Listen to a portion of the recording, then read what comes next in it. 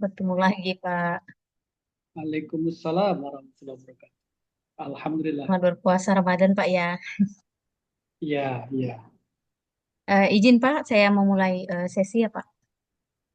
Ya, Bismillahirrahmanirrahim. Assalamualaikum warahmatullahi wabarakatuh. Yang saya hormati Bapak Miftahul Huda, LC. Yang saya hormati Ibu MOT dan fasilitator dari Halal Institute yang bertugas. Yang saya hormati, yang saya hormati Bapak Ibu peserta penyelia halal eh, penyelia halal angkatan 22.19. Mohon maaf, Pak. Alhamdulillah pada siang hari ini kita kembali lagi bertemu Bapak Ibu dengan semangat meskipun dalam keadaan berpuasa ya harus tetap fokus. Saya ucapkan selamat berpuasa Ramadan Bapak Ibu. Eh, Perkenalkan Bapak Ibu, saya Rahmayanti yang pada kesempatan kedua ini akan membersamai Bapak Ibu dalam memoderatori sesi yang kedua bersama Bapak Miftahul Huda untuk materi konsep halal haram dan fatwa-fatwa MUI. Nah, eh, materi ini akan berlangsung dari mulai pukul 12.30 sampai nanti jam 2 ya, 12.30 hingga 14.00 waktu Indonesia Barat. Nah, di sini Bapak Ibu, biasanya kita setelah sesi penyampaian materi itu akan ada diskusi ya, tapi berbeda dengan Pak Kiai. Biasanya Pak Kiai akan berdiskusi langsung pada saat penyampaian materi dengan Bapak Ibu. Maka Bapak Ibu silakan untuk berdiskusi tanya jawab terkait bagaimana kenapa produk-produk kita itu wajib halal dan juga kenapa apa sih yang menyebabkan suatu bahan atau suatu produk itu bisa menjadi tidak halal dan bagaimana cara pensuciannya begitu Bapak Ibu. Perlu saya informasikan Pak Kiai bahwa peserta kita untuk pelatihan ini berjumlah 46 orang berasal dari berbagai bidang usaha Pak Kiai. Untuk demikian infonya, selanjutnya saya serahkan layar dan tempat. baik. Terima kasih Mbak Rahma. Assalamualaikum warahmatullahi wabarakatuh. Waalaikumsalam warahmatullahi Bismillah, walhamdulillah, wassalatu wassalamu ala rasulillah, wa ala alihi wa sahbihi wa man wala, wa la hawla wa la quwata illa billah wa ba'du. Eh, Sahabat-sahabat semua dari Halal Institute dan Bapak Ibu peserta pelatihan penyelih halal angkatan 2.19. Nah, ada 46, tapi yang di Zoom ini 44 saja sama Halal Institute dan saya. Eh, Bapak Ibu semuanya, eh, saya perlu menyapa beberapa orang nanti dari eh, paparan yang saya share. Ini kita berdiskusi. Semoga pertemuan sampai jam 4 nanti membawa ilmu yang manfaat dan berkah. Amin. Ya Rabbal Alamin. Ah, Kalau boleh tahu ini ah, penyelia halal ini untuk produk, semua produk ya, makanan, wabarakatuh. minuman, termasuk bahan tambahan pangan juga ya, Mbak Rahma ya. Eh, Benar Pak Kiai? Umum ya. Iya, ada makanan minuman, ada jasa lain, jasa transportasi, pengemasan, penyimpanan, kosmetik, farmasi dan jasa lainnya Pak Kiai. Jasa lainnya. Oke. Termasuk bahan tambahan pangan juga ya. Ya, Ah, di sini di saya siapkan beberapa produk yang mungkin bisa menjadi bahan diskusi di siang hari ini. Ini ada produk namanya kecap ya. Nah, kecap itu banyak digunakan oleh pelaku usaha makanan, termasuk catering, eh, kemudian rumah makan, sampai pada pedagang bakso, cilok, sampai di kaki lima misalnya ada pecel lele, nah itu ada kecapnya. Kira-kira titik kritis kehalalan dari kecap ini apa, Bapak Ibu semua? Silahkan langsung open mic atau raise hand sambil menyebut namanya. Bapak Ibu, silakan. Tentunya kecap itu kan ada juga di hampir di setiap rumah dapur kita ya, dapur rumah kita. Tapi kita perlu mengenal apa titik kritis kehalalan dari kecap. Ah, Silakan Bapak Ibu, saya akan silakan. mencatat. Ya, Pak Ah, ini Bagas silakan. Mas Bagas. Ya, Assalamualaikum warahmatullahi wabarakatuh, Yai. Waalaikumsalam ya. Ya, mungkin saya berusaha untuk menjawab. Untuk kecap ini titik kritisnya kalau menurut saya mungkin di kemasannya. Kemasan apa? Kok dia perlu ditelusuri halalnya itu? Karena dia bersinggungan langsung dengan kecapnya itu. Yai. Iya, bahan apa? Bahan dari kemasan atau Plastiknya, apanya dari kemasan itu? Ya, plastiknya. plastiknya. Plastik tuh bukannya dia berbahan kimiawi. Ya,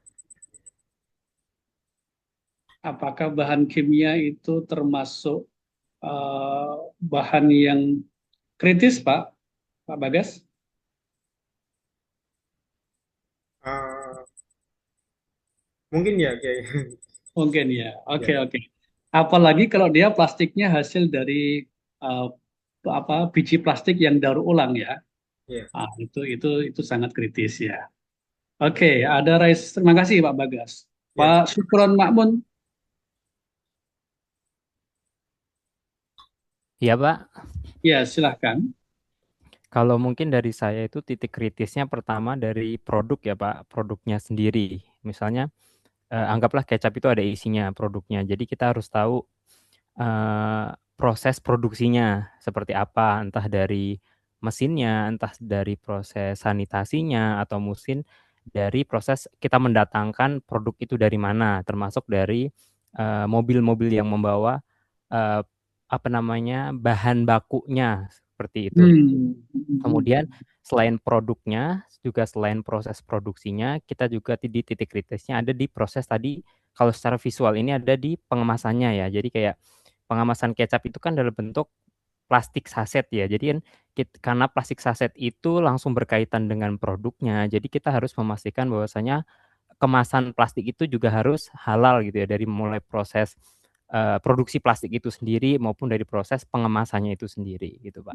Oke, kalau proses produksi kecapnya Pak, apa yang dikhawatirkan Kalau dari proses Hmm, kalau proses produksi kecapnya yang dikhawatirkan itu takut ada kontaminasi dari produk-produk yang lain, Pak. Misalnya kita kan nggak tahu di proses produksinya itu ada hewan apa yang masuk ke dalam biji-biji kedelai. oke, oke. Nah, dan lain-lainnya gitu, Pak. Jadi takutnya ada kontaminasi, ada terus kemudian proses pembersihan dari mesin-mesinnya juga takutnya ada kontaminasi dari air yang mungkin belum terjamin kehalalannya gitu. Oke, terima kasih. Terima kasih. Berikutnya Pak Suhandri. Baik Pak, kalau menurut saya karena ini kecap hasil fermentasi dari kedelai, ya Mm-mm. kalau kita lihat fermentasi kan hasilnya kalau nggak salah salah satunya unsur alkohol ya, Oke. awan itu yang pertama. Kalau menurut saya sih, yang kedua tuh bahan tambahan pangan ya BTP-nya itu agak Oh rawan. iya, bahan tambahan pangan apa biasanya itu? Ya bisa pewarnanya atau perasanya gitu loh. Oke. Jadi Perasa itu biasanya dari apa dia? ada yang dari enzim ya, Oh, oke. Saya- Enzim bisa jadi hewani ya. ya bisa jadi itu unsur hewannya. Jadi kalau titik kritisnya dari segi fermentasinya diproses untuk menghasilkan apa kecapnya dari kedelai, yang kedua ya BTP itu kalau saya lihat. Berarti kalau fermentasi ada alkohol yang lahir di situ ya. Ya Termasuk di kemungkinan situ. seperti itu karena proses fermentasi biasanya menghasilkan unsur alkohol ya, entah itu metanol Hmm, atau apa gitu. oke. Pertanyaannya sekarang, jika ada kecap ini ya, kecap atau yang lain, makanan yang lain, jika ada kandungan alkohol non-homer, non-homer kan itu kan Pak ya, kan dia bukan homer kan tentunya. Ah, Iya, saya juga berpikir juga contoh seperti tape lah, tape ketan ya. ya, Kan kalau lebih dari katakan 4 hari itu kan udah unsurnya nggak bisa dimakan itu. hmm, hmm, hmm. Kan terjadi proses fermentasi. Kalau menurut saya, kalau tape ketan contohnya, begitu juga pada saat proses kedelai itu kan fermentasi begitu jika terlalu lama, otomatis alkohol yang dihasilkan lebih tinggi itunya Oke, persentasenya. misalnya ini kalau ada kandungan alkoholnya sampai 1% gitu di dalam kecap ini karena fermentasi kedelai tadi, apakah itu haram? Nah, kalau itu saya kurang tahu kalau itu Pak. Cuman maksudnya kalau berkaca dari apa misalan daripada tape ketan lebih dari 3 hari kita tidak boleh makan itu, apakah itu lebih dari 1%, saya nggak tahu. Cuman berdasarkan hal itu berarti pada saat itu fermentasi yang berlanjut terus menerus itu menjadi unsurnya jadi haram. Gitu. Oke, oke, oke. Makasih Pak Suandri. Tadi ada yang raise hand lagi, tapi sudah diturunkan tangannya. Ya.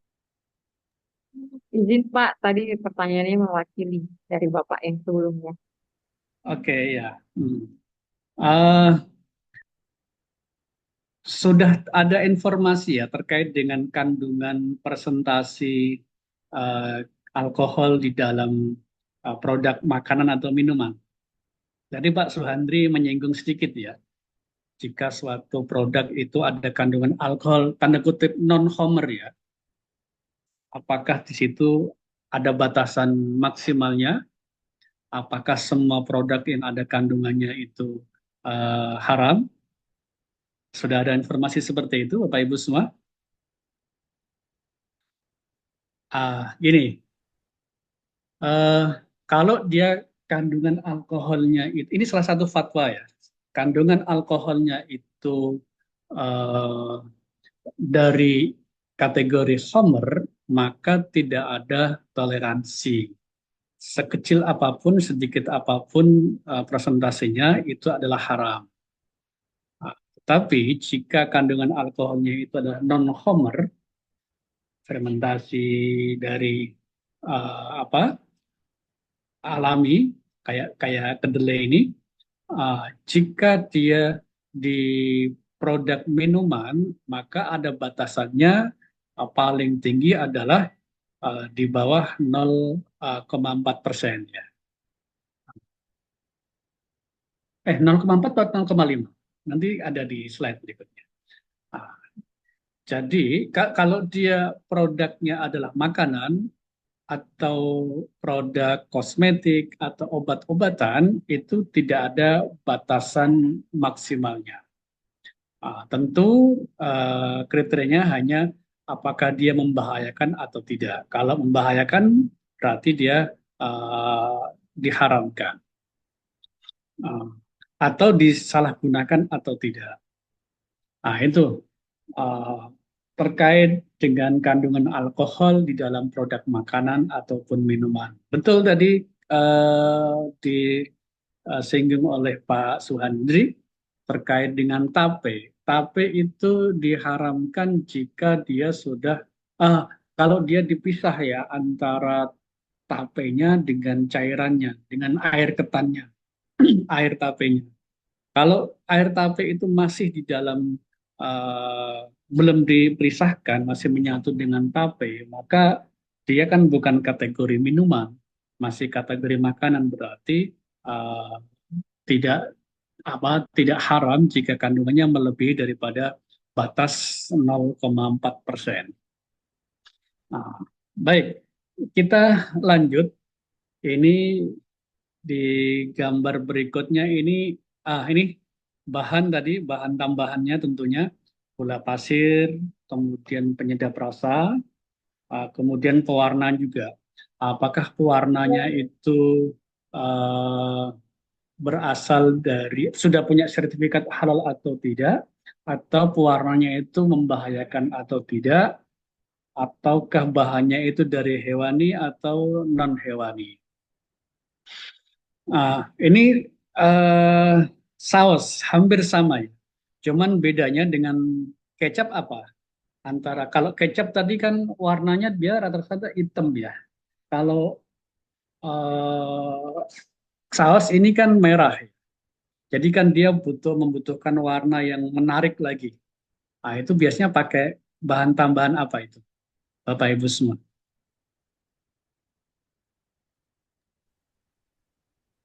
Pakai pewarna makanan, Pak. Warna makanan. Ah, apakah warna makanan itu kritis secara kehalalannya?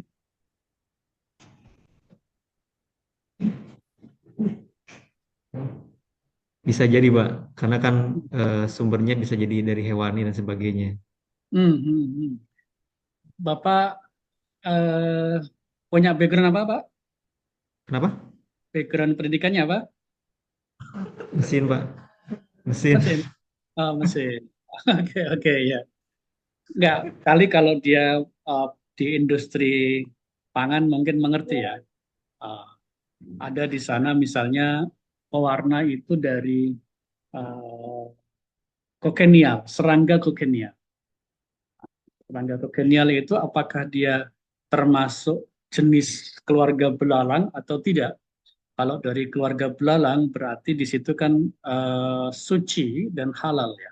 Tapi kalau di luar dari kategori belalang kan dia termasuk hasyarat. Hasyarat sehingga dia najis, sehingga menjadi haram. Oke, ini berikutnya produk air mineral dalam kemasan. Silakan dikomentari apa titik kritis kehalalannya. Izin Pak, dari Silakan sumber mata airnya mungkin Pak. dari Sumber mata airnya. sumber mata air. Misalnya, Kalau mungkin itu diambilnya air yang mengalir dari pegunungan, kemungkinan Mhm. kan eh, ada hewani atau mungkin eh, tercemar najis Pak. Oke, Beda halnya kalau mungkin dari sumber bor. bor ya. Kalau nggak salah kan Oke. bor ada batasnya berapa ratus meter, kurang paham juga Mhm. seperti itu. Oke, jadi untuk menghilangkan sesuatu yang kotor tadi biasanya dibutuhkan apa? Filter Pak, filter. Filter ya. Filter itu bahannya dari apa? Saja dari bahan kayak karbon Pak, Karbon. Kalau karbon berarti kan dia tidak kritis ya. atau juga bisa dari sesuatu dari bagian tubuh hewan atau binatang, Oke, tulang atau yang lainnya ya. sedang atau yang lainnya Pak. Oke, kalau tulang berarti kan harus ditelusuri apa nih Pak? Sumber hewannya ya. Ya, sumber hewannya. Oke, Pak. Apakah dia hewan hewan haram atau hewan hewan halal? Karena di dalam kaidah fatwa bahwa al-idhamu fi hukmil luhum, bahwa tulang itu sama dengan hukumnya dengan daging. Kalau dia daging dari hewan halal, maka bisa jadi tulangnya adalah halal. Kenapa saya bilang bisa jadi?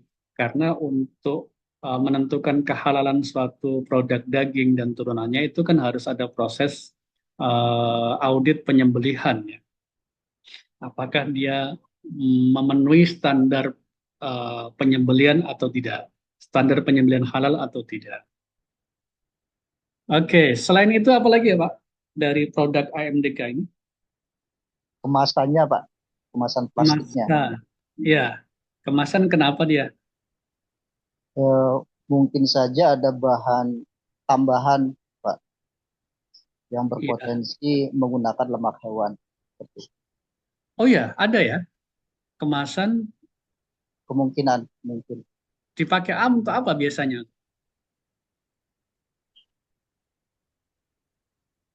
Bahan hewani untuk kemasan. bahan tambahan dalam pembuatan botol plastiknya mungkin seperti itu Pak. Ya, ya, ya. ada informasi yang saya dapatkan bahwa salah satu fungsi lemak hewan itu adalah untuk membuat lapisan luar kemasan itu menarik, dan itu banyak dipakai di misalnya di Cina itu ya, lemak hewannya yang paling gampang didapat adalah dari babi ya, maka perlu ditelusuri itu. Baik, selanjutnya tadi dari filternya, kemudian kemasannya. Apalagi Bapak Ibu, kritis kehalan dari produk AMDK ini?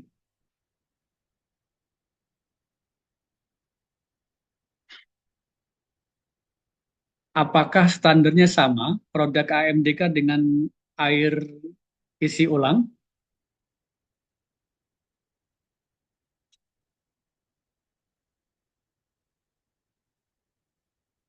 Halo? Oke, coba kita tes, kita panggil aja ya.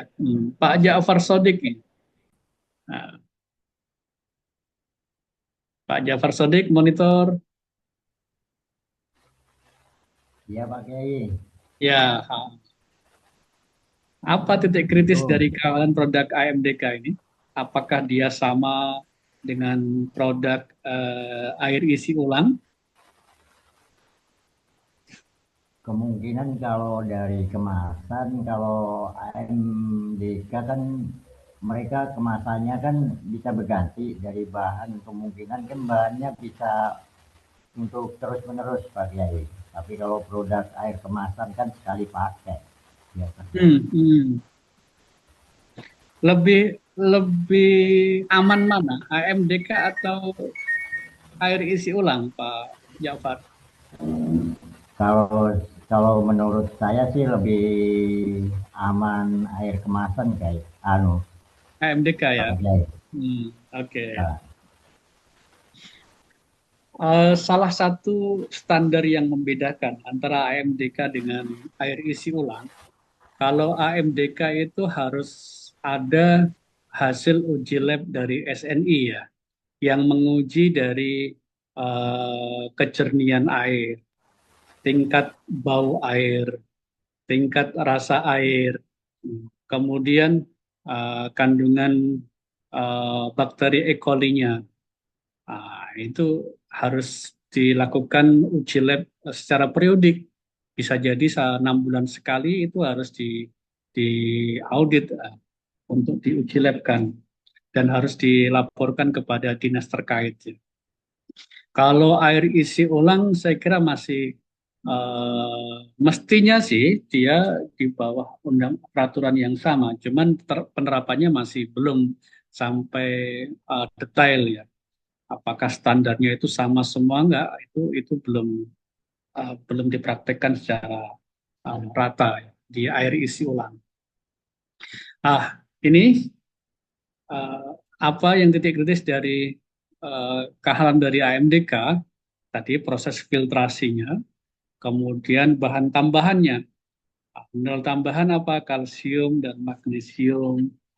Kemudian kalau ada ion-ion yang ditambahkan, vitamin atau ion, itu apakah dia bisa menggunakan bahan pelapis dari hewani atau gelatin, dan proses pengemasan.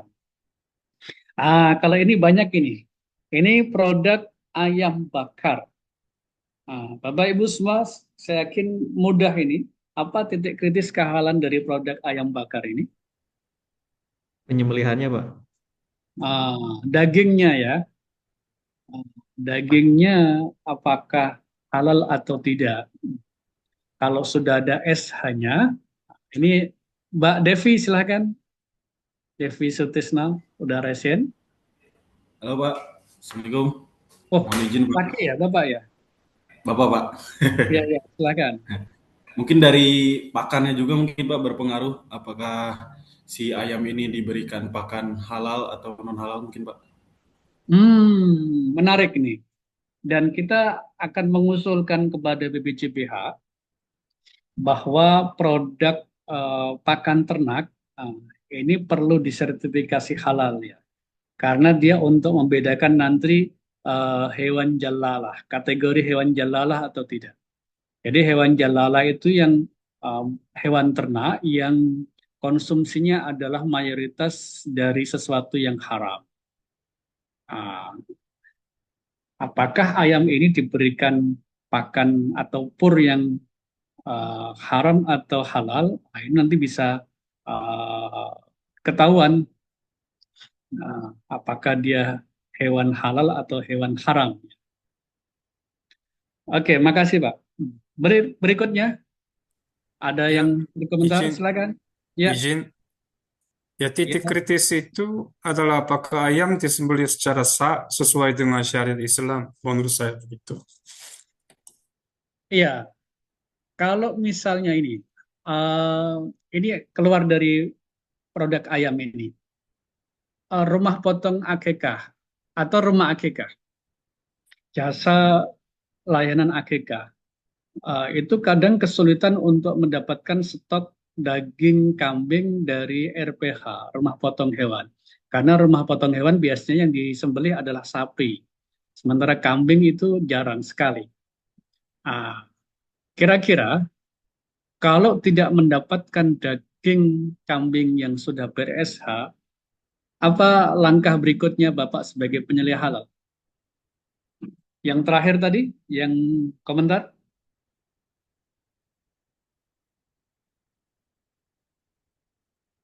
Halo? Pak siapa yang terakhir tadi? Pak Ham Hangu ya, Harum apa tadi? Pak Ham Hangu. Mohon maaf kalau salah. Ham Ya, kalau yang itu Hangu. bukan proses sertifikat halal, daging harusnya yang itu pisah atau yang ini bahan hal yang harus disingkirkan. Menurut saya harus buang atau pisah dulu. Sama ada yang dapat yang itu menyutu atau tercampur dengan bumbu apa skala yang itu. Semua ada yang itu cuci atau yang pisah atau buang. Menurut saya begitu. Ya, kasusnya gini, Pak. SPBG sekarang itu kan biasanya sudah MOU dengan penyuplai bahan, ya. Dan biasanya itu sudah ada SH-nya ayam itu ya. Nah, problemnya sekarang itu kan kekurangan stok ini, suppliernya. Nah, atau sehingga dia mendatangkan ayam yang bukan berasal dari rumah potong unggas yang sudah bersertifikat halal. Atau kasus yang tadi saya contohkan, rumah layanan akikah itu kan kesulitan untuk mendapatkan daging kambing yang sudah ada SH-nya. Karena apa? Rumah potong hewan itu sangat sedikit yang menyembelih kambing atau domba. Yang banyak disembelih ya sapi. Kira-kira apa solusinya? Pak Bagas, silakan.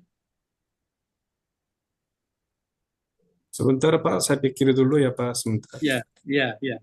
Mungkin izin menjawab Pak Jai. Ya. Untuk solusinya kalau menurut saya bisa memanggil juru sembelih Pak yang bersertifikat halal. Juru Juleha ya, Juleha yang sudah punya sertifikat kompetensi ya. Iya Pak. Kompetensi. Jadi kalau rumah potong yang besar, menengah besar itu harus punya sertifikat kompetensi. Kalau rumah potong yang masih UMK, yang kecil, itu baru sertifikat pelatihan saja.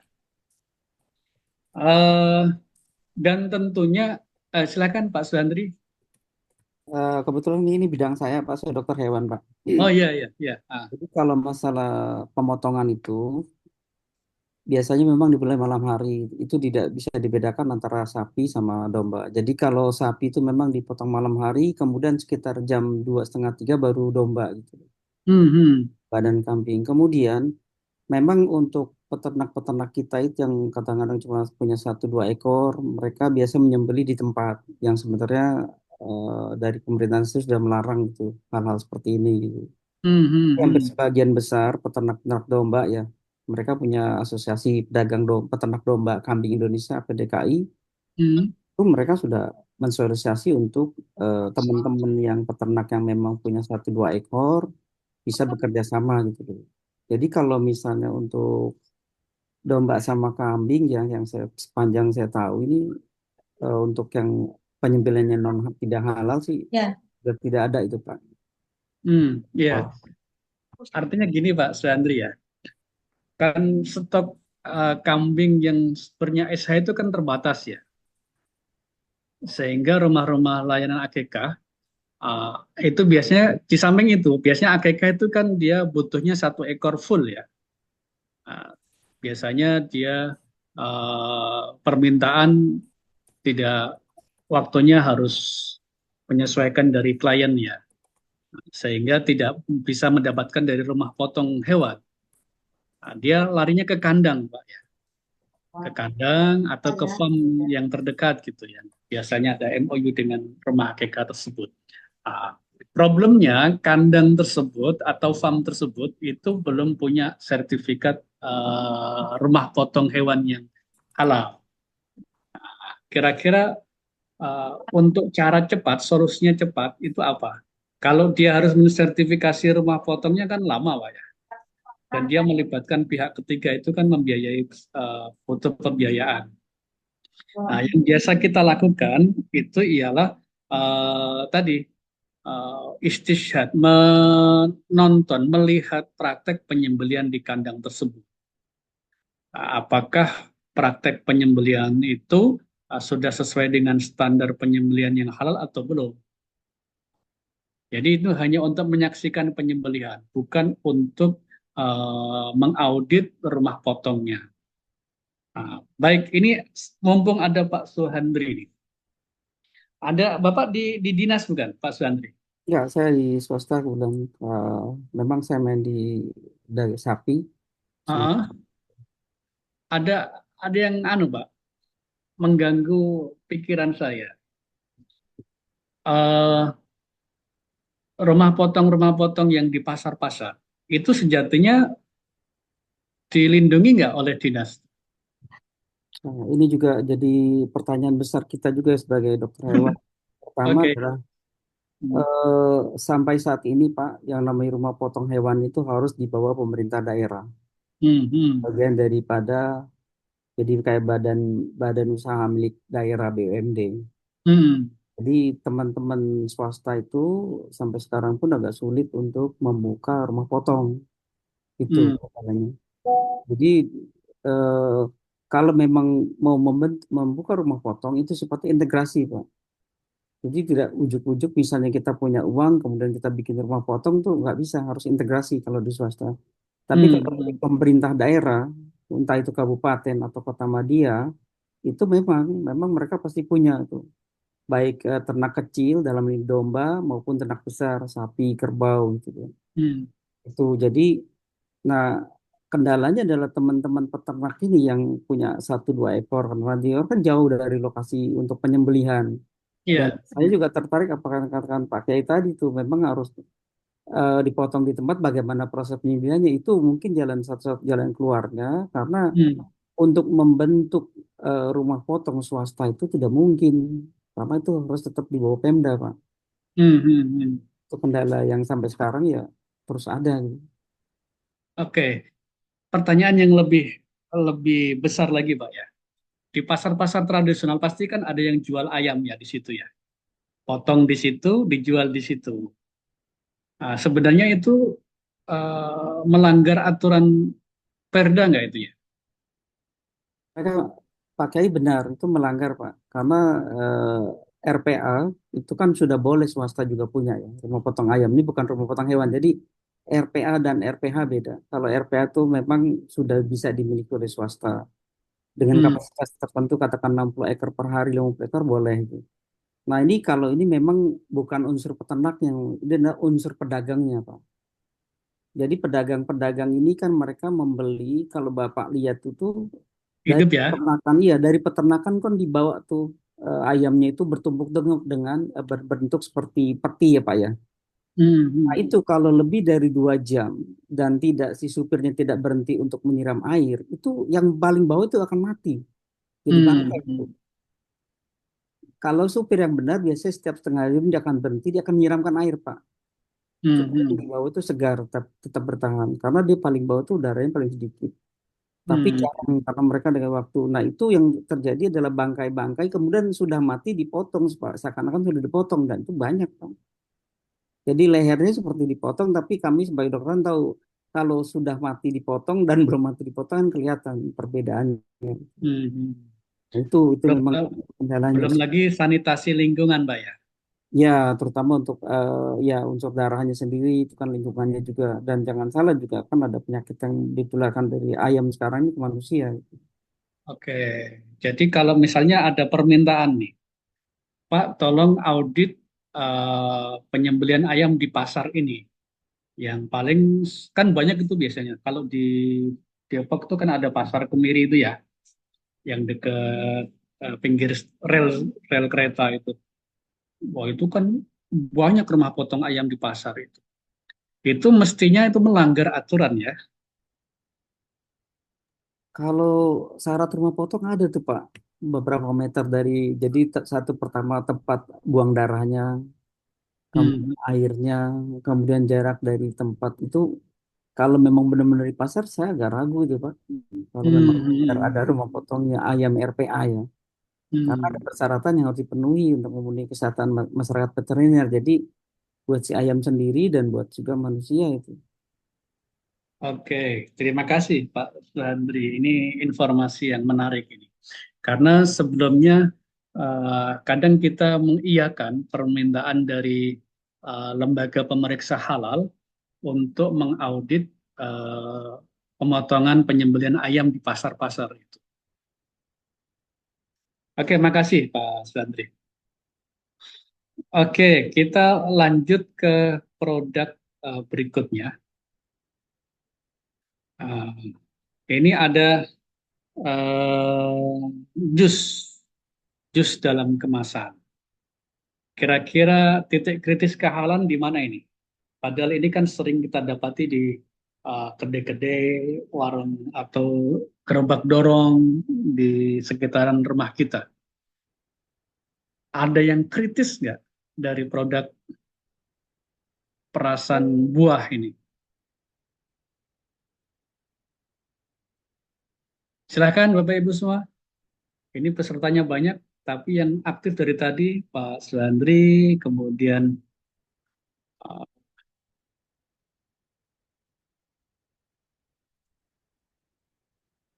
saya tes nih, aktif nggak dia? Pak Munawar Khalid,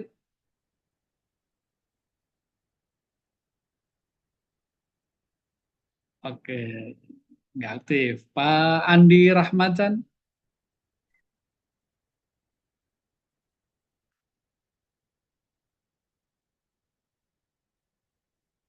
Pak Rangga,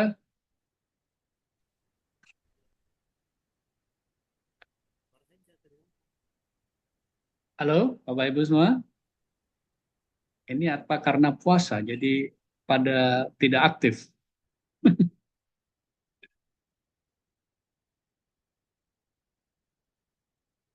Coba yang perempuan, Ibu Ananda Ditya,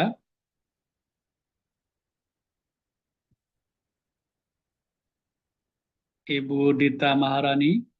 Halo Pak, Halo ya, silakan ya.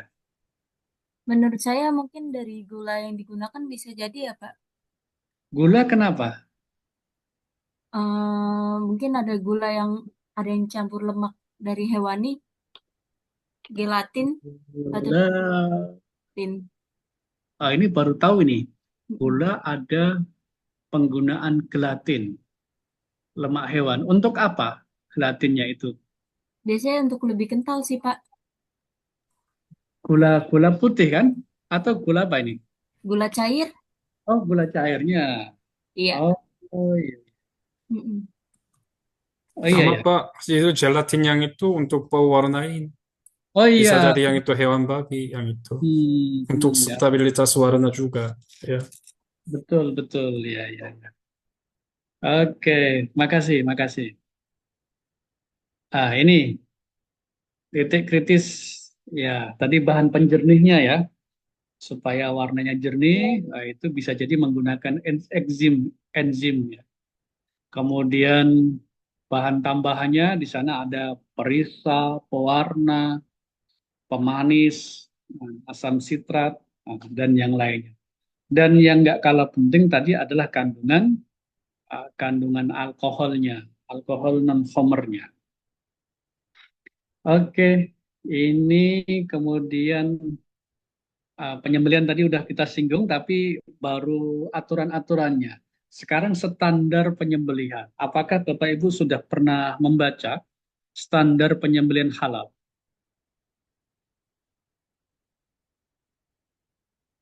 Selain Pak Suhandri, adakah dokter hewan lainnya?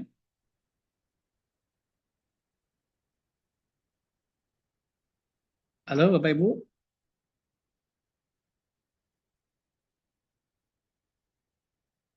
Oke, Pak Suhandri. Nah, kalau standar fatwa penyembelihan halal itu menyangkut apa saja, Pak? Kalau kebetulan kan kami dari kedokteran lebih fokus ke kesehatan, Pak ya, dari sisi Ya. kesehatan. Pertama kami memastikan bahwa sebelum dipotong itu hewan itu sehat. Jadi kami bisa melakukan pemeriksaan secara fisik, kemudian kita juga otomatis karena biasa suhu tuh normal sendiri, ya, kemudian kita lihat beberapa titik-titik, terutama kayak kelenjar-kelenjar di 4 kaki itu kita periksa dulu. Itu khawatir kadang-kadang secara itu normal tapi kelenjarnya membesar, Pak. Itu biasa ada sesuatu penyakit Di walaupun kita bagian mana itu, Pak, biasanya? ya sama kalau di kita di ketiak ya, kalau teman di Oh. kaki itu kelenjar pertahanan tubuh pada hewan gitu. Biasanya gitu. Tapi kita juga lihat dari segi kelesuan. Jadi kalau kami sendiri fokus kepada bahwa hewan yang dipotong memang sudah siap, satu secara umur, yang kedua secara kesehatan. Fokus kita di sana. Jadi karena kalau misalnya tidak dipotong dalam keadaan tidak sehat, pada saat kita menyembeli arteri, itu yang keluar itu, arteri jugularis itu tidak memancar deras, Pak. Berbeda dengan yang sehat. Jadi pembuluh arterinya itu kelihatan, dia tidak memancar secara jelas, keras. Oke, kalau umur tadi, Pak, kita kan nggak bisa percaya sama omongan penjual ya. Misalnya kan kita nggak boleh menyembelih hewan yang betina yang masih produktif ya. Itu kan ada aturannya. Itu umurnya biasanya berapa, Pak? Kalau sepanjang kami tahu nih Pak yang saya jalankan ke di rumah diri RPH itu biasanya berdasarkan berat minimal. Kita pakai berat minimal. Jadi pada umur tertentu sudah tertemu contoh untuk berat sapi contoh untuk Hari Raya Idul Fitri ini itu diberatkan minimal 480 kilo.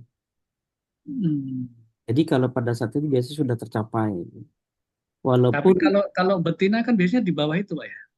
betina di bawah itu. Jadi betina itu yang tidak boleh dipotong adalah yang belum melahirkan ya Pak. Jadi kalau sudah 2 kali melahirkan boleh dipotong walaupun betina besar bertanduk B3 itu. Oh. Jadi kalau sudah 2 kali melahirkan boleh dipotong. Jadi ada minimalnya juga, tidak. Itu secara fisik bisa ditandai nggak? Apanya nih Pak untuk Apakah dia sudah melahirkan 2 kali atau sudah tidak produktif itu? Apakah secara fisik bisa ditandai? Cara kita secara pemeriksaan palpasi bisa Pak. Jadi dari dokteran bisa memahami juga dari biasanya kalau yang sudah belajar dari teman-teman dokter itu mereka sudah melihat ini sudah 2 kali kelahiran.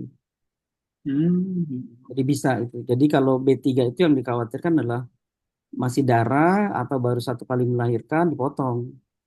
Tidak besar bertanduk itu yang apa agak rawan Pak.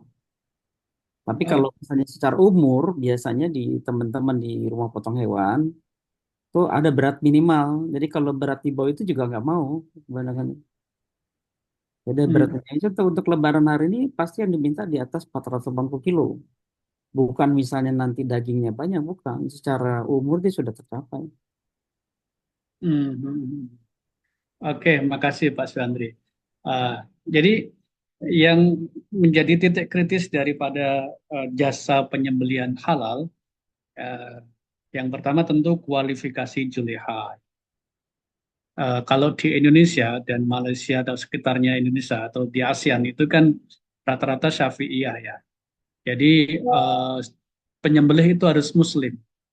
Kalau di Arab, Timur Tengah itu kan penyembelih dari non-Muslim dibolehkan. min ahli kitab, ya Yahudi Nasrani itu halal sembelihan mereka. Tapi di standar kita tidak halal. Kemudian dari hewan sembelihan tadi sudah disampaikan Pak Sudadi, adalah ada stunning nggak dalam proses penyembelihan? Ini Nggak yang boleh, Pak. ah Indonesia tidak boleh. stunning. Stunning. Stunning kan kita, Boleh Pak, boleh. Indonesia boleh stunning. enggak di kita tapi tidak menjalankan itu, Pak, stunning. Saya belum pernah lihat stunning di Indonesia gitu loh. Tapi kalau memang di luar negeri saya lihat langsung, di Australia saya lihat. Stunning untuk ayam, untuk sapi yang dari luar negeri harus di stunning, Pak. Di luar Sapi negeri ya dari stunning, betul. New Tapi kalau Zealand, di Indonesia di saya belum pernah Australia. lihat nih saya stunning itu. Iya, di rumah-rumah potong hewan yang hewannya itu memang diekspor diimpor ya, diimpor dari Australia, dari New Zealand, itu harus di stunning. Kalau enggak dia kena banned dia. Nggak bisa lagi dia dapat suplai sapi dari sana.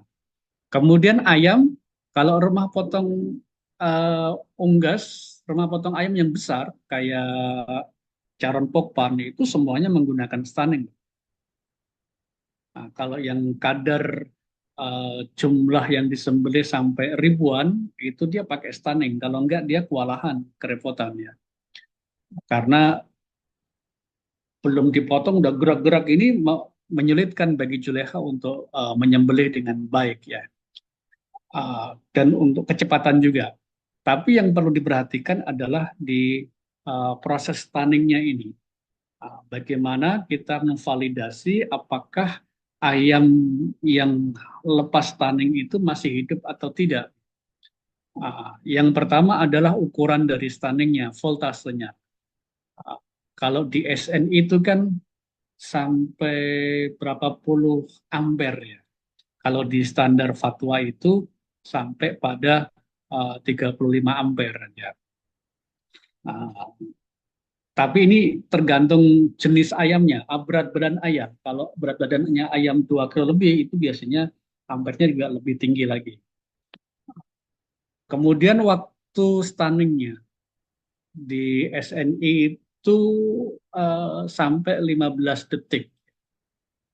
8 sampai 15 detik. Tetapi kadang alat stunning itu berbeda-beda karena perlu ada kalibrasi di situ setiap tahunnya. Kadang ukurannya sudah nggak normal lagi. Nah, ini pernah saya alami, saya lihat langsung di daerah Cikupa. Nah, itu di malam pertama saya ambil ayam untuk divalidasi apakah masih hidup atau tidak. Dari 8 yang saya ambil secara random itu 50% mati. Nah, kemudian saya minta ini diturunkan voltasenya. Di malam kedua, voltasenya diturunkan sampai di angka 25 ampere. Ternyata nggak begitu signifikan pengaruhnya. Dari 10 masih 40% mati. Nah, kemudian diturunkan lagi sampai angka di 17 ampere. Nah, itu baru 100% nggak ada yang mati. Nah, ini mestinya alatnya yang sudah harus diganti ya, karena dia tidak terstandar lagi. Kemudian proses penyembelihan, apa yang harus terputus, urat, saluran makanan, saluran pernafasan, dan 2 arus darahnya, itu harus terputus 4-nya. Kalau salah satu tidak terputus, itu termasuk kategori maitah atau kategori bangkai. Harus dipisahkan, harus ada SOP-nya bagaimana penanganan terhadap ayam atau hewan yang tidak sesuai dengan standar penyembelihan halal. Kemudian proses pengolahannya. Jadi ada jarak antara penyembelihan dengan pengolahan. Kenapa? Karena dipastikan bahwa kematian hewan itu karena proses penyembelihan, bukan dari proses pengolahan. Kan sering kita dapati di Idul Adha itu, di Idul Adha penyembelihan, karena ingin buru waktu cepat, habis disembelih langsung dipotong kakinya. Ini kan tidak sesuai dengan standar penyembelihan halal. Kemudian fasilitas dan ketertelusuran. Fasilitas itu terkait dengan sanitasi dan kesucian tentunya. Sering kita dapati eh, rumah potong ayam itu dibangun di atas aliran das ya, daerah aliran sungai di pinggir-pinggir sungai, sehingga pembuangannya langsung ke parit, ke sungai. Nah, itu membahayakan dan itu menyalahi aturan. Eh, Ketertelusuran itu penting. Misalnya dari RPU itu disuplai kemana dagingnya, kulitnya disuplai kemana. Nah, ini penting ini, karena ada satu pertanyaan dari RPU. Eh, Rumah apa penjual kerupuk kulit, nah itu kadang dia minta minta dari rumah potong, tapi dia ngambil dari mana-mana.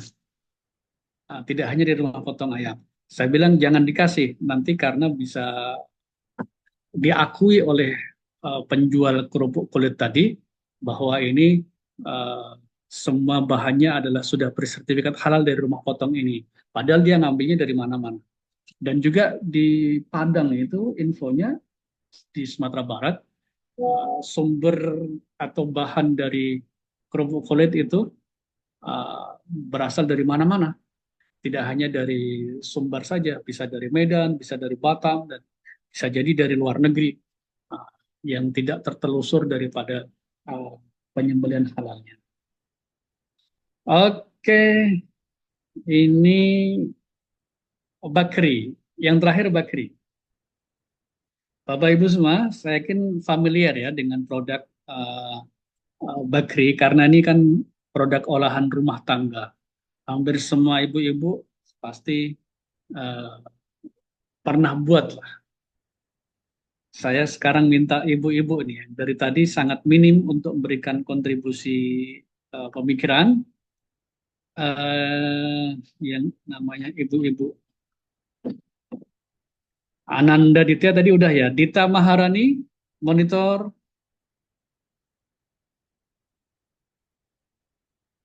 Halo Bu Dita. Novita, Ibu Novita.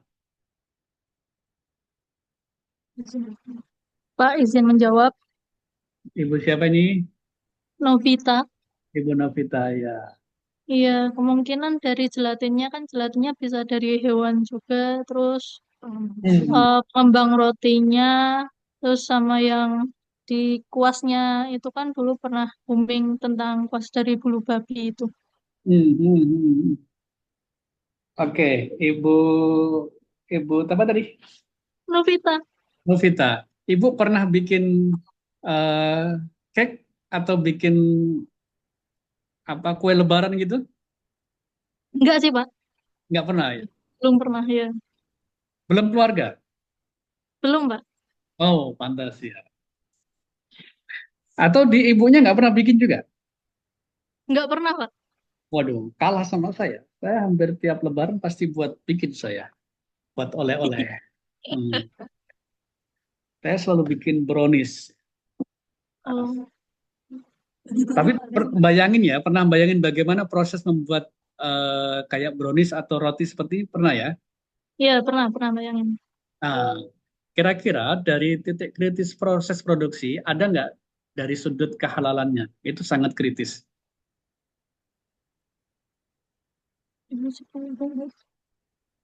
Atau ibu-ibu yang lain bisa membantu. Aulia ini anu ya, teman kita ya. Mohon Institut maaf ya. Pak, tadi nggak kedengaran suaranya. Ibu Dita, nggak kedengaran? Iya tadi pas Bapak manggil kayaknya. Oke, ya. Jadi ini kita ada gambar roti ya. Iya. Roti ya. Mungkin Selain bahan ya, selain dari unsur bahan, adakah titik kritis kehalalan? dari raginya bisa jadi Pak, karena enzim yang digunakan dalam fermentasi bisa berasal dari mikroba atau hewan. Mikroba itu pada dasarnya suci ya. Iya, tapi yang dari hewan mungkin. Hewan. Contohnya?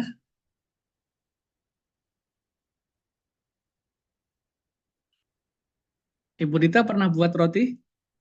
Sejenis roti? Pernah pas zamannya sekolah sih Pak, tapi udah lupa Iya, iya, iya, iya. praktek. Hmm. Oke. Ketika buat adonan pertama, itu biasanya apa yang dilakukan? Sebelum mencampur itu, yang pertama kali diaduk apa?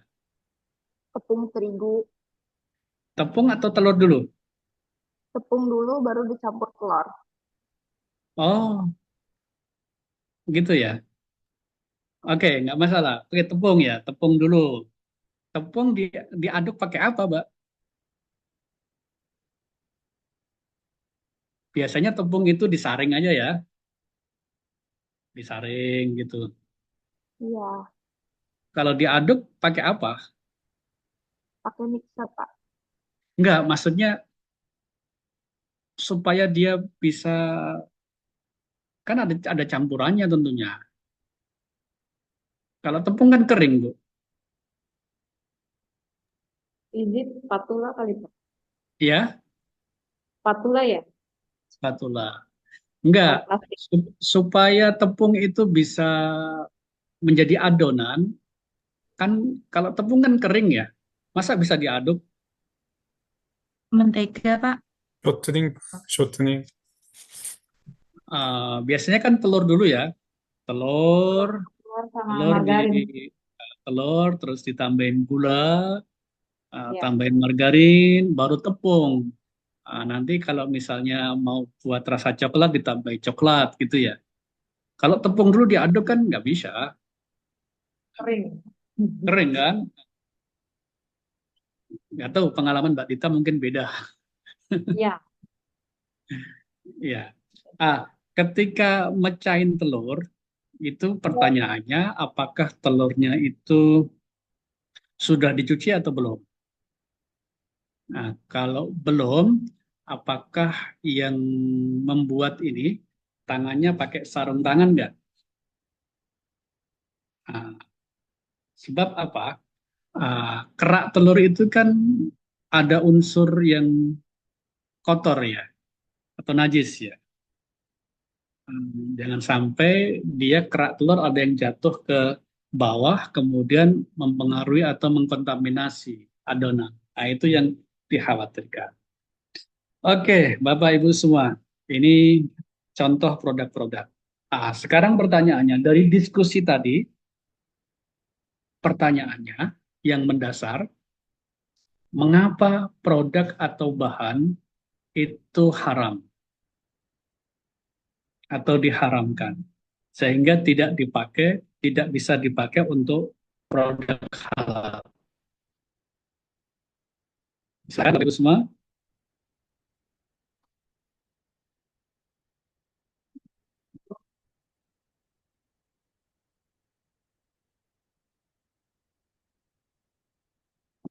Halo, saya ulangi lagi.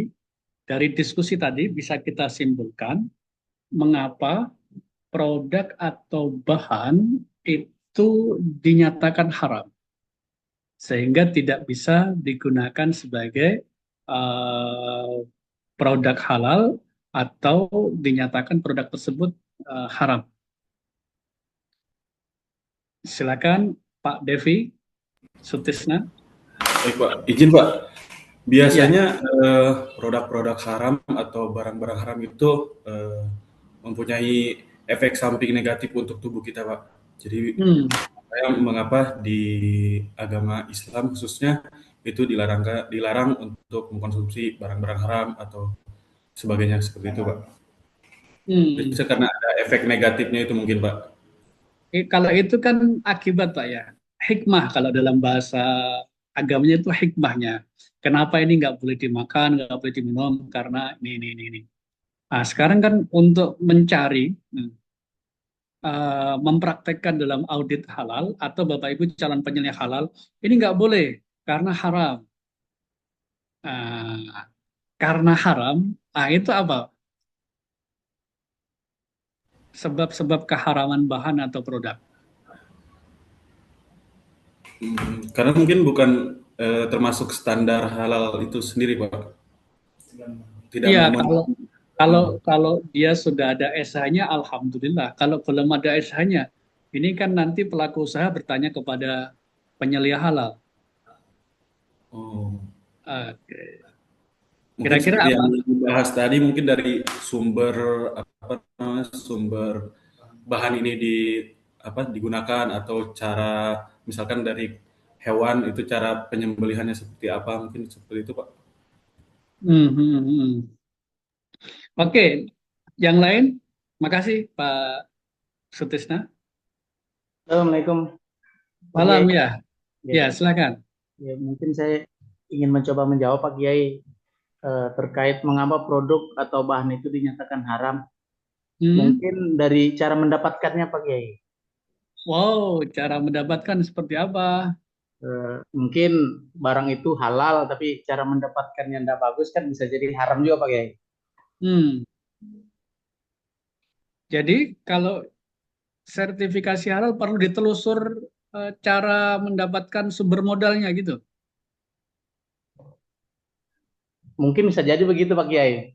Wah, harus melibatkan APH, aparat penegak hukum ini ya. Polisi, jaksa, nanti kalau dia usaha besar KPK. Wah, semakin panjang dan ribet ya. Oke, silakan Pak Devan. Devandris. Iya Pak Kiai, mungkin dari penamaannya atau pelabelannya. Kenapa nama kok haram itu? Misal mie setan. Apakah Bapak, Ibu siapa tadi? Ibu Devandris dari mana? Dari Blitar. Blitar. Pernah ke Surabaya Ibu ya? Pernah. Di sana di Jalan Embong Malang di Surabaya ada namanya rawon setan. Apakah itu haram? Bisa dimakan tapi tidak bisa dilabeli halal, Pak. Berarti kan dia tidak haram ya. Jadi harus Iya. hati-hati di sini. Antara bisa dihalalkan, bisa disertifikasi halal dengan yang haram ya. Jadi beda ya. Nah, sekarang kita konteksnya di sini adalah kenapa produk atau bahan itu haram. Oke, Pak Syukron Makmun.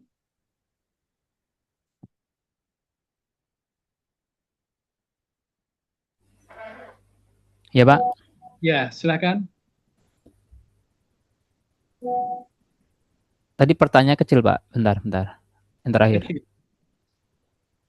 Mengapa produk atau bahan itu haram?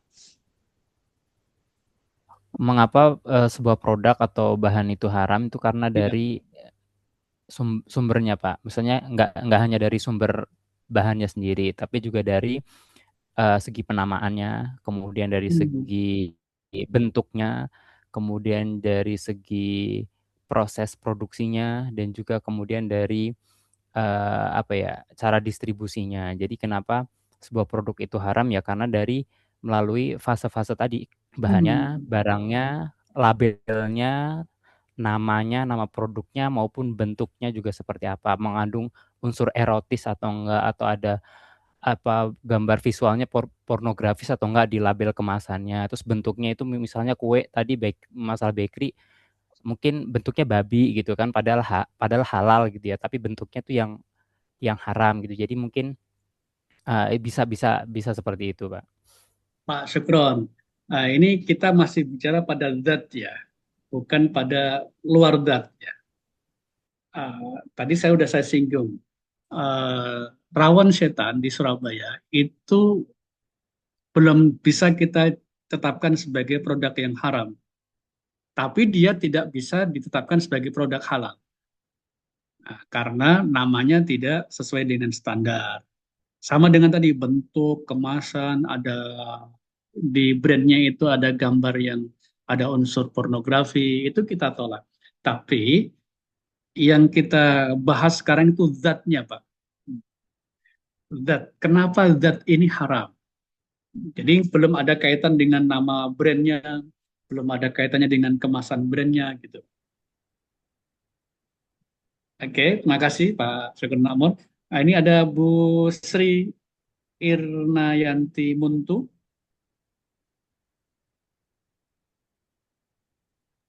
Ya, Silakan izin Bu Sri. Pak. Ya, Dari tadi saya agak greget saya dari tadi Pak. ya. Mungkin kembali di sini Pak, sedikit tegaskan mungkin dari segi pemahaman ya. Pertanyaannya Bapak tadi sebenarnya simpel. Kalau menurut saya, ya semoga tak melenceng Pak. Dari pemahaman yang saya tangkap, pertanyaan tadi, produk ya. Produk yang dikatakan halal itu mungkin Pak, apa namanya, melindungi manusia dari bahaya ya. Zat-zatnya itu yang terkandung itu diharamkan Uh-uh. agar melindungi manusia dari bahaya. Bahkan kandungan-kandungannya itu najis atau kan berlebihan alkohol yang proses saya tadi penyembelihannya juga itu tidak kreatif, tidak Oke, memenuhi satu aja Bu unsur. Sri. Bu Sri, satu Ya, aja saya garis bawahi tadi. melindungi dari bahaya Pak. Kalau saya Membahayakan, melindungi dari bahaya. membahayakan. Ya, Jika suatu bahan atau produk itu membahayakan, maka pasti itu haram. Contoh seperti apa? Bahan atau produk yang membahayakan bagi jiwa manusia. Ibu Muntu. Misalnya kandungan kimianya Pak. kandungan kimiawi. Kimia itu kan di situ macam-macam ya. Dan hampir semua produk itu mengandung Banyak Pak. bahan kimia ya. Dan tidak semua bahan kimia itu membahayakan. Oke, yang membahayakan itu contohnya pewarna ya. Pewarna tekstil digunakan untuk produk makanan supaya menarik gitu kan warnanya. Seperti di kerupuk atau di es dan yang lainnya. Atau contoh yang lain misalnya supaya awet, bakso ini dikasih bahan pengawet. Pakai borak. Nah, itu kan membahayakan. Atau pakai pemanis buatan. Nah, supaya murah kan dia pakai pemanis buatan. Nah, itu kan bisa membahayakan. Jadi semua yang membahayakan itu menjadi sebab kenapa bahan itu haram atau produk itu haram. Satu, membahayakan. Berikutnya silakan. Masih ada Pak Dendi. Baik, Pak. Tadi kan pertanyaannya kenapa bahan-bahan tadi dinyatakan haram, Pak ya? Oke.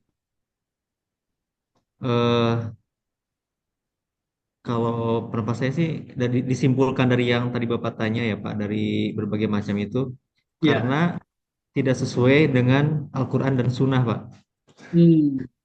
Itu selesai Pak jawaban itu Pak. Tidak sesuai dengan Al-Quran Sunnah selesai. Tapi Quran Sunnah itu kan macam-macam Pak. Macam-macam kan bahasanya. Yang terkait dengan makanan minuman kan apa kriteria yang haram kan ada di dalam Al-Quran itu. Dan pada dasarnya kan makanan minuman itu pada dasarnya kan halal ya. Al aslu fil asya al ibahah, bahwa hukum asal dari suatu bahan semua ciptaan Tuhan di langit dan di bumi itu adalah halal atau mubah pada dasarnya. Selama belum ada dalil, selama belum ada penjelasan dari dokter, dari ahli gizi bahwa ini membahayakan, maka diharamkan.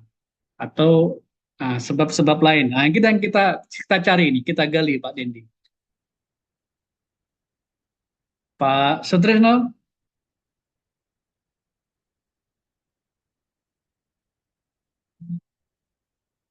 Masih belum Pak Sutrisno? Pak Rosihan? Ya, izin Pak Kiai, Ya, terkait halal atau haramnya sesuatu itu ya kembali lagi kepada aturan tetap atau ketentuan syariat Islam.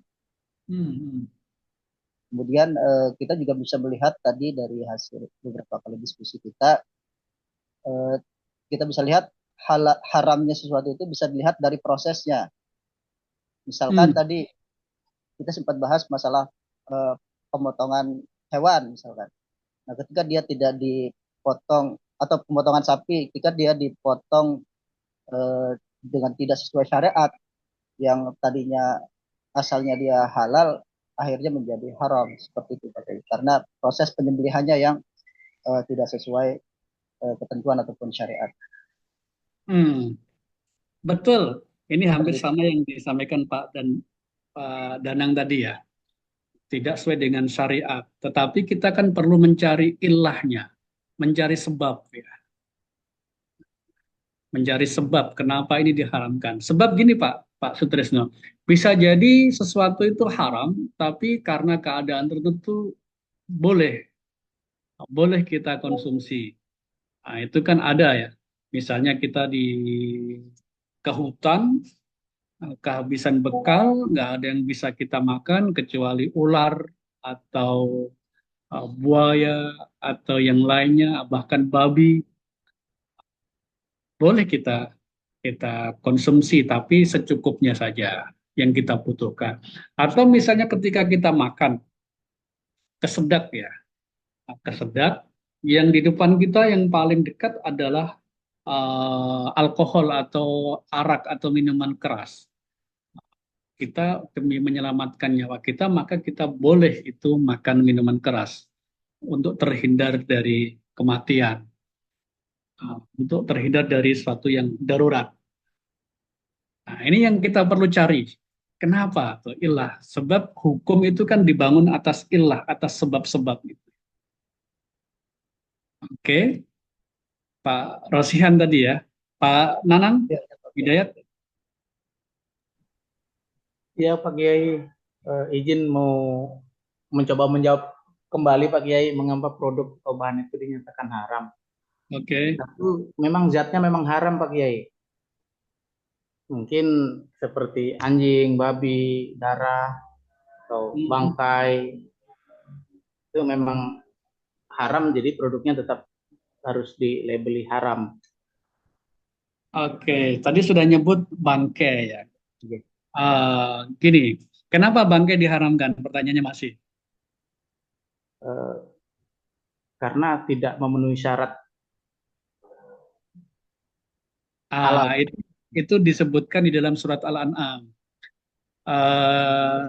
Qul la ajidu fima uhiya ilayya muharraman ala ta'imin yat'amu illa an yakuna maitah. Surat Al-An'am kita buka.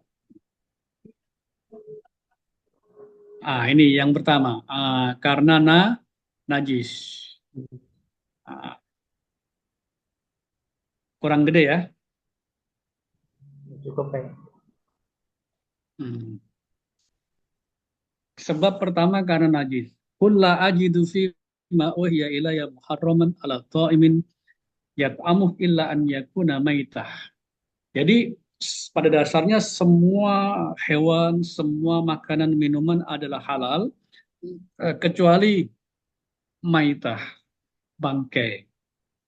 Kategori bangkai itu tidak hanya yang kita dapati dalam bentuk bangkai mati, tapi karena bisa jadi dia jatuh dari tempat yang tinggi, mati karena terjepit, kecekik, mati karena ditusuk, mati karena ketabrak atau adu domba gitu, domba Garut, mati. Dan satu lagi normanya di dalam standar fatwa, yaitu penyembelihannya tidak sesuai dengan standar. Itu kategori bangkai. Yang kedua, audamam masfuhan atau darah yang mengalir. Darah yang mengalir itu juga haram. Aulah mahingzirin atau babi. Meskipun di dalam ayat ini disebutkan dengan kata lahm yang artinya daging, itu bukan berarti selain daging adalah halal. Tapi ini disebutkan dengan kata laham karena dia iradatul kul, untuk menyebutkan semuanya. Karena yang dikonsumsi saat itu hanyalah dagingnya saja. Sekarang kan macam-macam. Fa innahu rijsun. Kenapa itu diharamkan? Karena najis. Nah, itu yang pertama, najis. Dan langsung masuk di sini mutanajis, sesuatu yang terkontaminasi dengan najis itu menjadi najis. Jadi di situ ada kontaminasi silang. Maka dalam proses jasa transportasi, jasa pergudangan, itu yang paling penting adalah bagaimana ada SOP supaya tidak ada kontaminasi dari produk yang halal, dari produk haram mengkontaminasi produk halal. Itu harus ada SOP-nya. Kemudian yang kedua, kok menjadi kecil?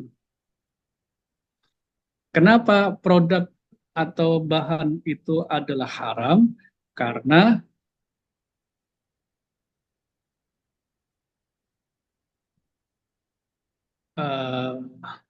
tadi membahayakan sudah ya. Karena khobais, kategori khobais. Wa yuhillu lahumut thayyibat wa yuharrimu alaihimul khobais. Bahwa Allah itu menghalalkan yang thayyib dan mengharamkan yang khobais. Dalam penafsiran itu macam-macam. Ada yang menyebut khobais itu ma yastaqdiruhul Arab, yang dianggap jijik oleh orang Arab, al-qadar. Sementara kata jijik, persepsi jijik itu kan sangat sangat personal, sangat tidak global dia. Bisa jadi di perkampungan timur sana yang biasa mengkonsumsi sagu, itu biasanya ada ulat sagu yang menjadi protein bagi mereka. Dan termasuk di kampung saya dulu waktu kecil, itu banyak pohon sagu dan banyak orang-orang itu yang mengkonsumsi ulat sagu, dibakar, dimakan gitu. Termasuk juga ulat kepompong itu ya. Dari jati itu kalau kemarau kan rontok semua daunnya, mengering, kemudian musim hujan dia terubus semi, kemudian itu kan menjadi makanan ulat ya.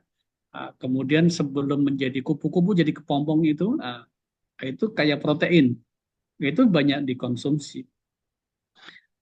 Bahkan sekarang itu rica-rica bekicot itu sudah banyak menjadi menu makanan andalan suatu daerah.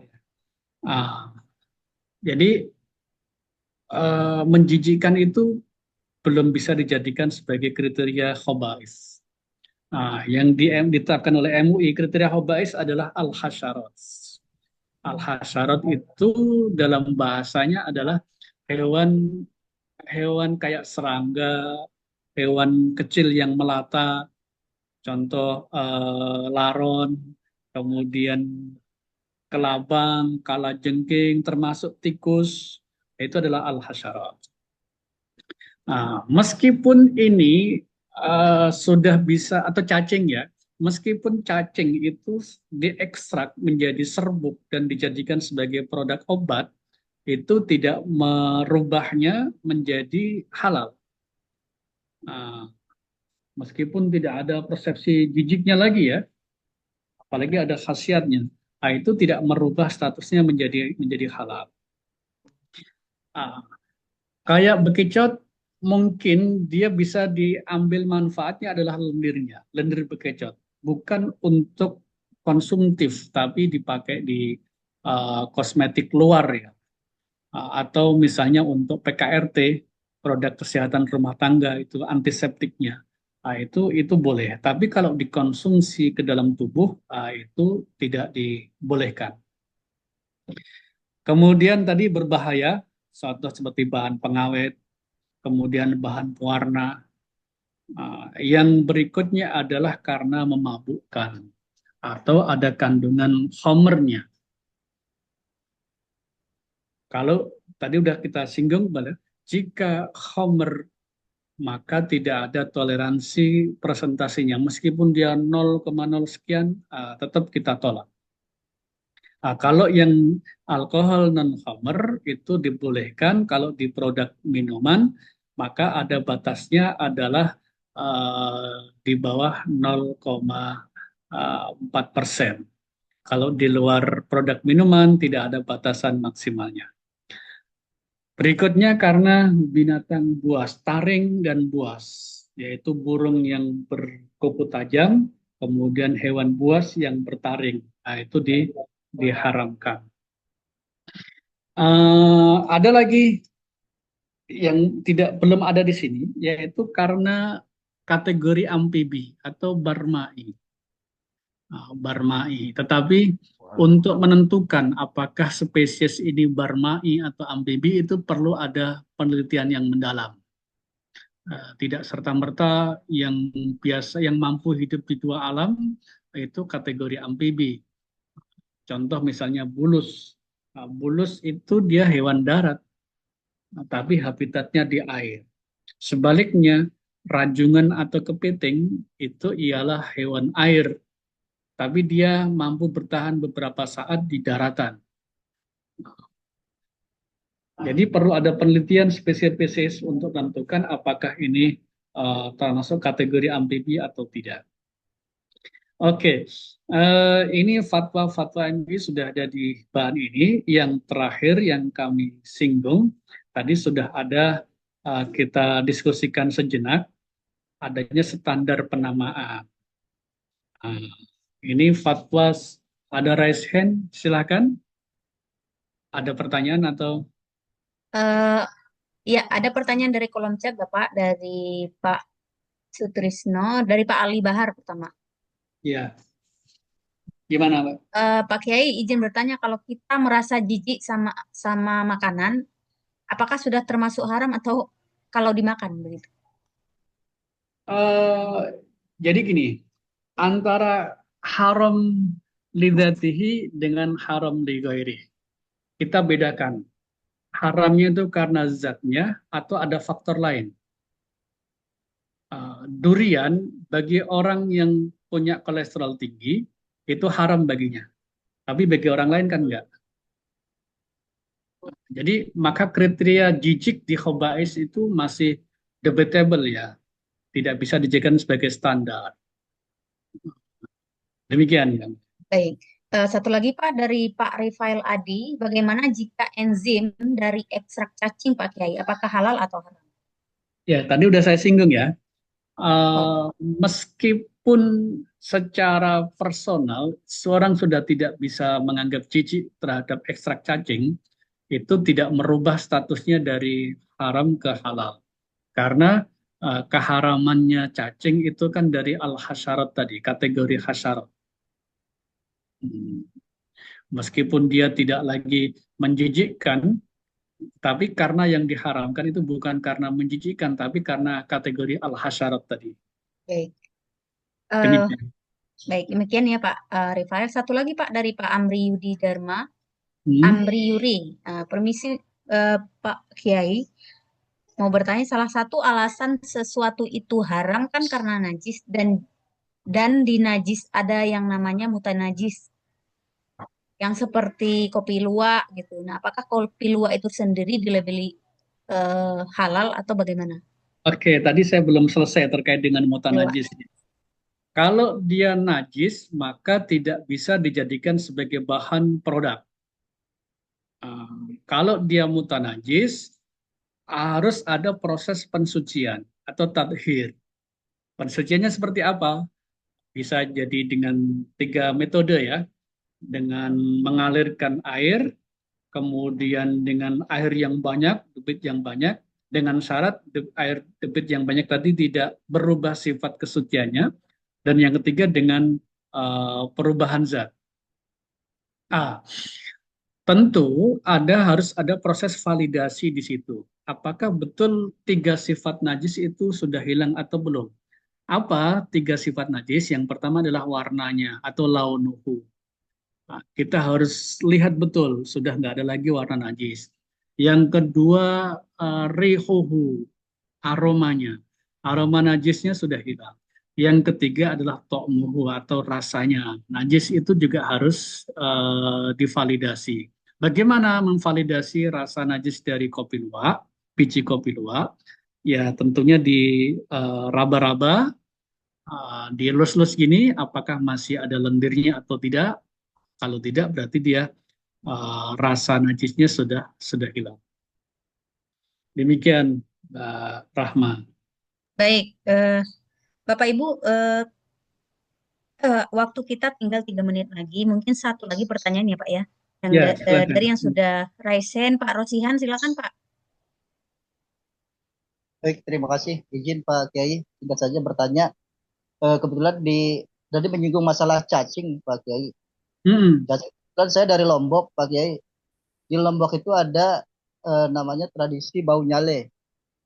Bau nyale itu semacam cacing laut itu yang ditangkap oleh masyarakat, bahkan dijadikan ritual tahunan, acara tahunan seperti itu. Nah, dan dikonsumsi oleh masyarakat di sana, khususnya di Lombok Tengah Pak Kiai. Nah, pertanyaan saya tadi terkait dengan cacing ini, bagaimana hukumnya?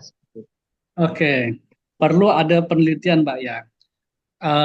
Apakah cacing laut dengan cacing yang di darat itu satu jenis atau satu spesies enggak? Karena dia kalau sudah masuk laut, Sayyidul Bahri, maka pendapat yang kita pegangi itu adalah termasuk halal. Contoh misalnya anjing laut, singa laut, termasuk mungkin cacing laut. Tapi ini perlu ada penelitian lebih dalam dulu Pak ya. Apakah dia satu jenis dengan cacing darat atau berbeda? Wallah. Baik, terima kasih. Mungkin pertanyaan dari Pak Rosihan ini mungkin menjadi pertanyaan yang terakhir ya untuk sesi kita kali ini dari materi konsep halal haram. Mungkin ada closing statement-nya Pak Kiai.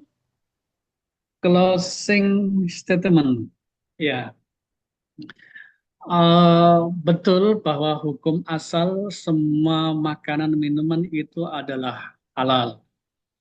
Tetapi untuk menentukan, untuk mengetahui apakah bahan yang digunakan di dalam produk makanan dan minuman dan yang lainnya, kemudian prosesnya itu perlu ditelusuri apakah betul dia halal atau tidak. Karena dalam satu hadis wa bainahuma umurun mustabihat, bahwa di antara yang halal dan yang haram itu samar-samar. Banyak hal yang samar-samar, tidak diketahui oleh banyak orang, orang-orang tertentu. Siapa orang-orang tertentu? Ya auditor halal, termasuk juga penyelia halal.